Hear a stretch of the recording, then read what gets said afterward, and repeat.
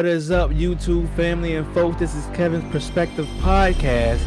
Back in here with another perspective because everything has a perspective.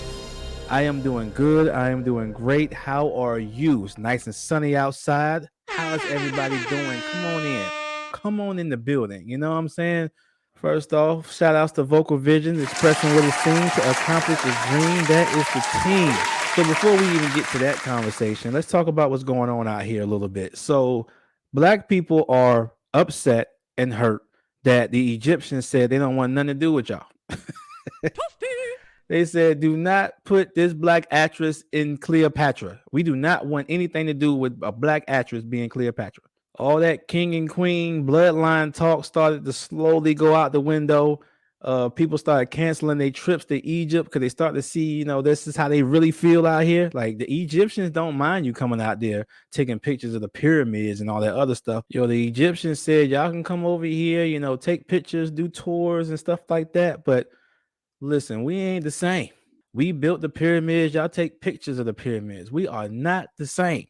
It's all types of stuff was going on. They really upset at the Egyptians. How you gonna tell the Egyptians about their history?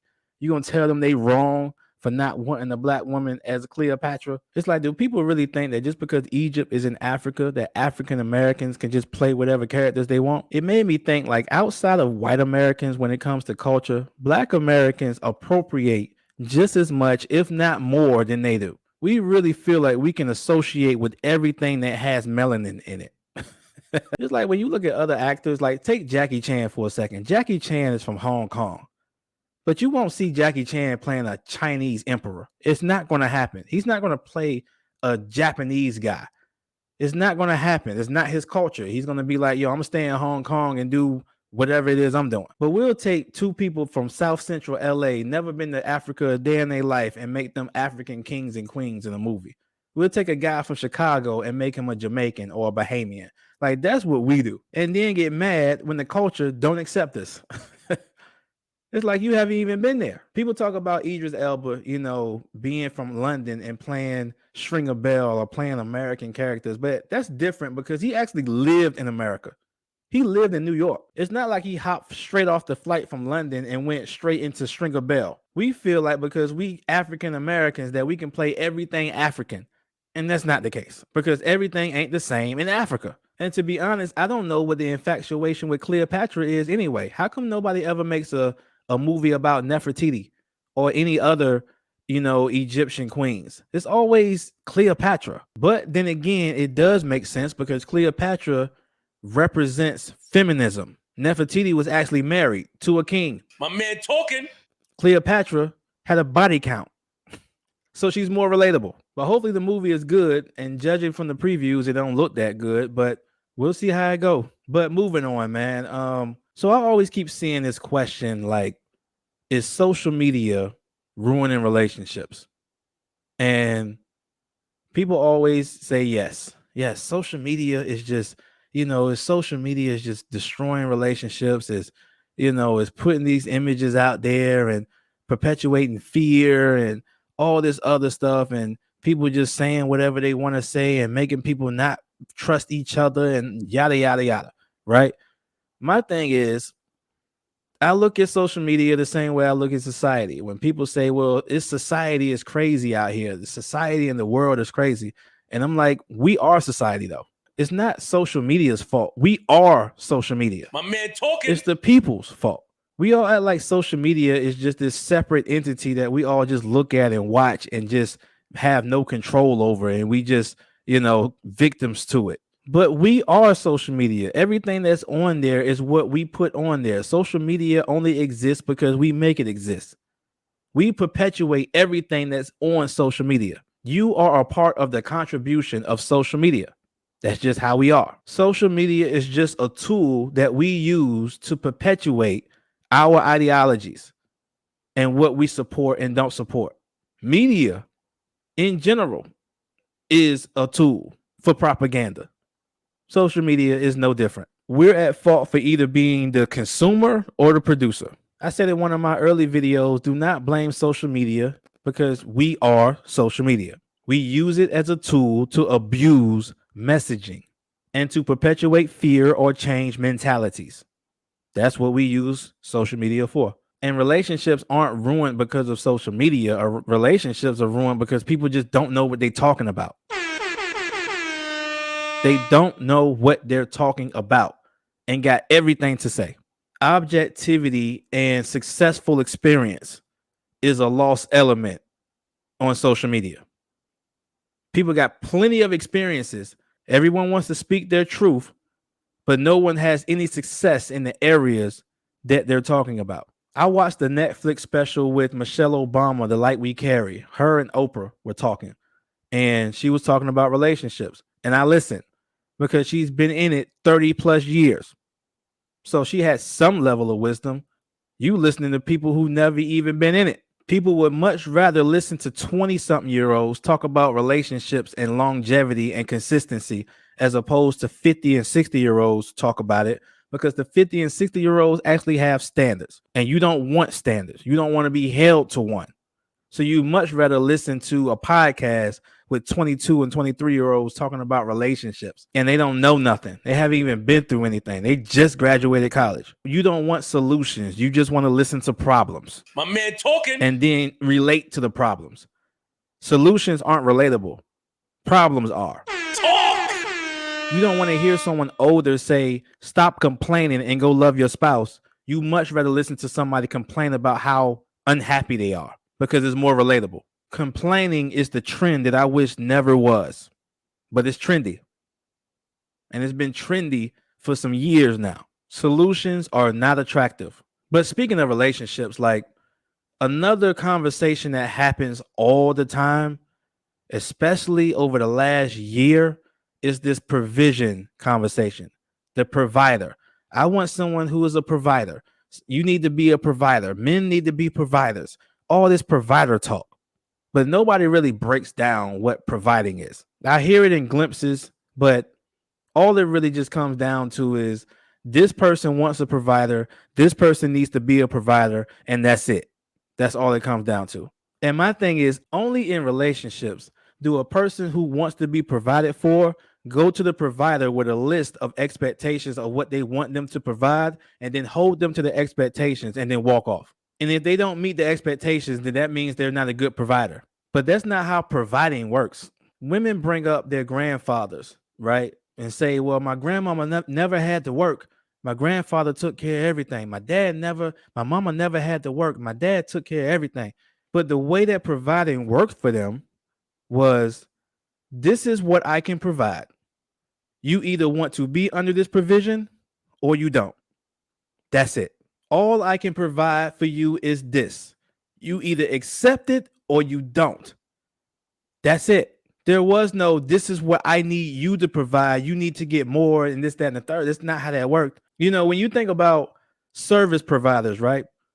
Phone, internet, insurance, water, whatever. You think about going to a provider. What typically happens is that you go to the provider and they have a list for you on what they do and don't provide. You don't go to them with your own list of saying, this is what I need you to give me, and y'all need to figure it out. You go to your phone provider and they have a list of plans and options for you to choose from. And you choose which plan best fits you. And if none of them fit you, then you go to another provider. You go somewhere who can give you what you feel you need.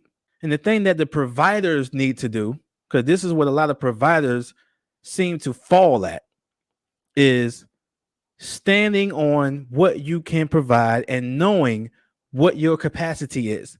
Because only you know what you can provide. And what a lot of men fail to do is put out the conditions of what they actually can provide.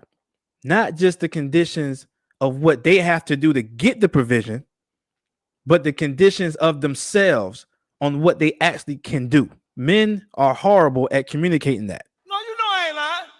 Hey, this is what I can do. And this is all I can do. Because what happens is that a lot of people feel as though providing is unconditional. And that's not true.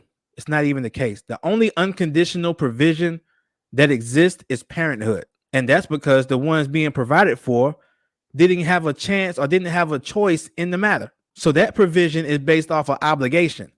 The other provision is based off of commitment. It's a contract that both of y'all agree to, whatever that contract may be. And men are not good at putting out the conditions of the provision. A lot of men just become slaves for who they're providing for, as opposed to laying out the terms and conditions of the provision. Because what happens is when the person goes to the provider should have plans. They should have options, or they may have only one option. This is what I can provide. This is what the capacity of this provision is going to be. You either accept it or you don't. And if you choose to accept this plan, now there's a qualification that comes with this plan. Now it's time for the provider to use their discernment, their judgment, their analytics, their background check to see if this person is qualified for this plan before they give it. Because depending on this person's history or current conditions, they may not qualify for this plan. So then once the provider determines that this person qualifies for the plan and this person agrees to say, hey, I want this plan, then now terms and conditions come out to continue the service of this plan that now the person who wants this provision has to agree to in order for this service to continue. You can say, well, this ain't how it works, but it is how it works. Bro, if you make 50,000, 60,000, 40,000, if that's all you can provide for, then that's where her option is. She either take it or leave it. Don't worry about whether she wants 6 figures, 7 figures. It's not up to you to try to change her mind on that.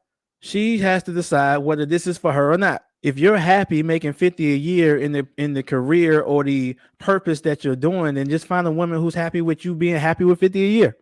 That's it. 9 times out of 10, you're going to end up making more anyway being with her because she's helping you. I'm just saying that by the time you come up, you're going to be good because you already got your wife and she's still going to be single anyway. The whole providing conversation really ain't complicated. Just date somebody who's within your means. That's it. Date somebody that you can provide for. And if she don't like it, keep it moving. It's not hard. It's not complicated.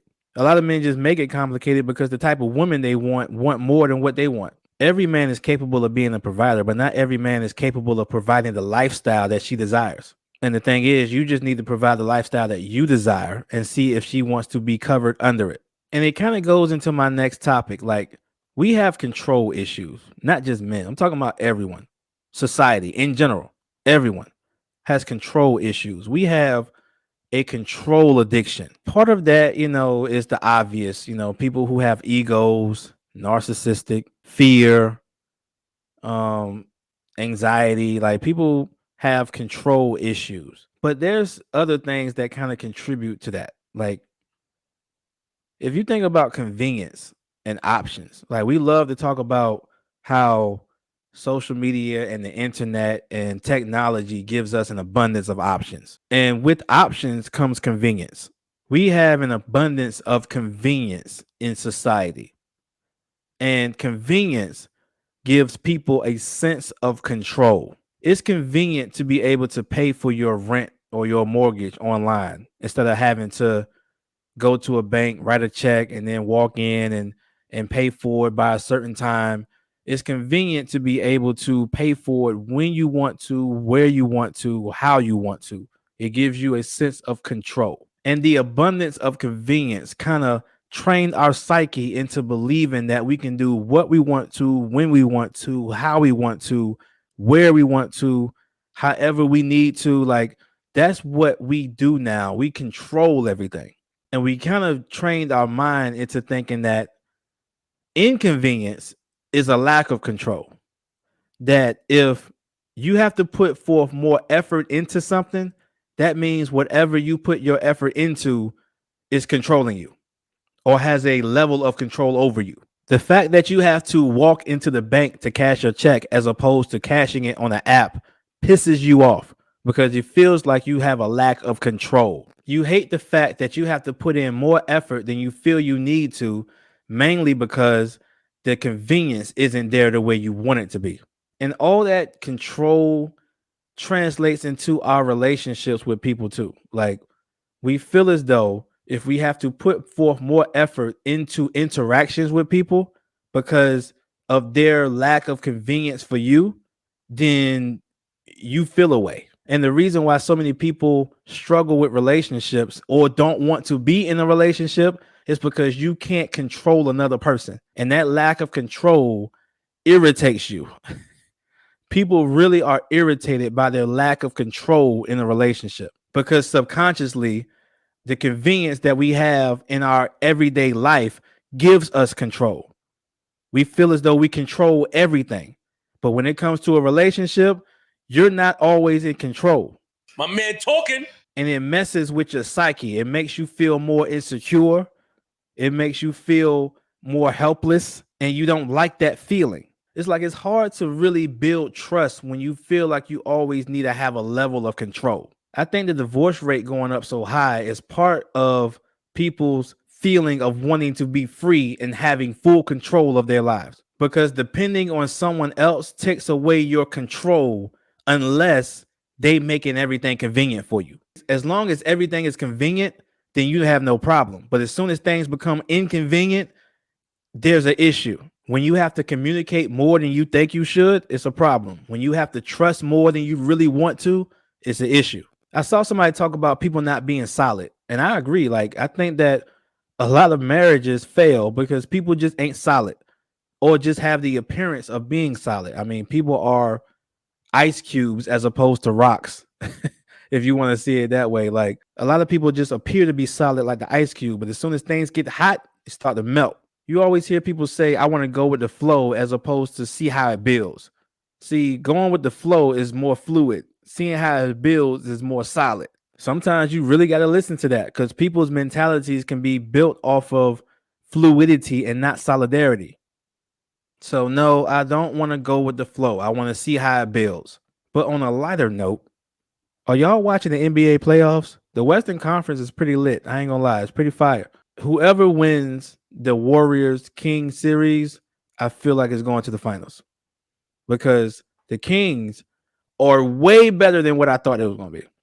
I did not see that coming. The Warriors are pretty much how I thought they were going to be, but the Kings are way better than what I thought they were going to be, and they so young and fresh. So I feel as though if the Warriors get past the Kings, they're going to the finals because I don't see anybody else who can beat the Warriors in the Western Conference. I don't even see anybody else who can beat the Kings in the Western Conference. You know, the Suns, they barely got past the Clippers, bro. Like, without Kawhi, without Paul George, they winning games by like 3 points. How do one team not have two of their superstars and you have all of your superstars and you only beat the team by like 3 to 4 points? Westbrook is balling. I'm not impressed with the Suns at all. I don't see them beating the Warriors because they too much of a running gun. I think that the Kings, young, fresh legs. At first, I thought the Warriors was gonna look bad because Draymond was looking old. He looked like he couldn't keep up. But eventually, they started finding their flow. I think the only other young team that really runs like that is the Grizzlies. And if I'm the Warriors, I am praying that the Lakers get the Grizzlies up out of here. I do not want to face the Kings and then go into facing the Grizzlies with Ja Morant jumping everywhere. The Grizzlies are just going to wear them down a little bit. And shoot, they wearing down the Lakers. LeBron looks tired. He looks tired. Anthony Davis is inconsistent. He might score 30 one night and score 5 the next. So even though they up 3-2 right now at the time of this recording, I wouldn't be surprised if the Grizzlies come back on them because the Lakers look tired. And I would not want to face the Grizzlies if I'm the Warriors. Not right now. No, the Lakers got to close that out. Nobody cares about Denver. Get them out of here. Let's talk about the way that nobody's even talking about Denver. Nobody cares about Jokic. They facing the Timberwolves, and I don't even know how they lost a game. Philadelphia won. Philly won 4-0, which they should have because it was the Nets. Ain't no way they should have lost a game to the Nets. Embiid, he should get MVP, but I don't think he will. I would be surprised if he does. For some reason, I feel like they're trying to hold out to see what Jokic do. because they want to give him the MVP for 3 straight years, even though he didn't deserve 3 straight years. Boston, they getting handled by the Hawks. How? I have no idea. I don't know how they getting handled by the Hawks right now. As good as Trae Young is, the Celtics organization, the way that ball team is, they should have gotten them out of here by now. They should be resting. Out of both conferences, I don't see nobody beating the Warriors right now because they getting better. They in rhythm. They in a zone. They looking like the toughest team to beat right now. If they win this next game, they are the toughest team to beat right now because they did pretty much won 4 games in a row at that point. The Warriors are just scary because they got 5 people who can score 30 points on a given night. You don't know who might get hot and who might score. It's kind of scary. But I do think that if they get past the Kings, they're going to cruise to the top because every other team has injuries. Every other team is older, and they can actually slow down their basketball a little bit more. The Kings are making them push up and down the court. But yo, y'all tell me what y'all think. Leave y'all perspective down below. I know I talked about a good little bit, but leave your perspective down below. Leave it in the comments. Like, share, and subscribe to the channel.